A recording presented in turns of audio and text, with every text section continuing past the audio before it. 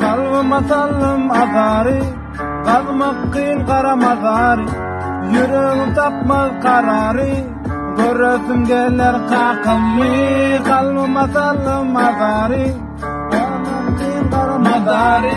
Yüreğim tapmaz kararı, göresim gelir kakamı. Sonsuzdan yok acılarını tapar. Gözlerim ümitli yoluna bakar. Bakar ecehana kakam.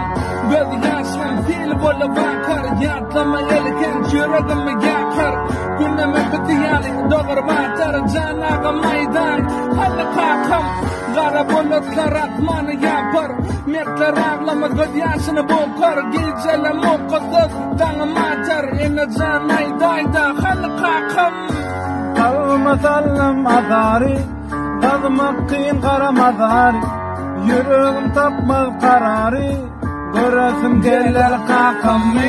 Kalbıma sallım azari, kalmak kıyın kara mazari. Yüreğim tapmaz kararı, göresim gelir kakamı. Hana kakam.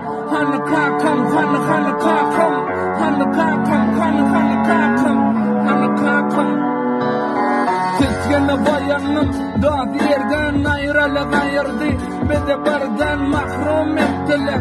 Beni şiirden kardeş dedim tapmalı nereden. Yatlama evreler meni yerden. Mocağı kattılar kara yerden. Bir hile yadı doyğulu gerden. Ağlayanıken hatta nereden.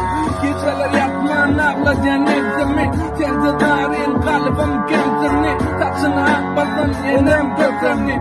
Haka taraftan aram kedili. Yağdı dağdalar kapını kapyan. Dağdı dağdalar yoluna bakyan. Ovala dağda bardak yeterli. Oğlunun bidirle okulu bile götürlüp. Keyperişten görke doğru. Hegri yollardan yarayın doğru. Olmayın gedda olmayın oğri.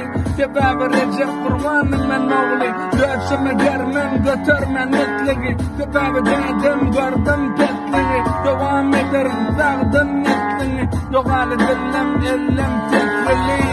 Kalbıma sallım azari, kalmak kıyın kara mazari. Yüreğim tapmaz kararı, göresim gelir kakamı. Kalbıma sallım azari, kalmak kıyın kara mazari. Yüreğim tapmaz kararı, göresim gelir kakamı. Hana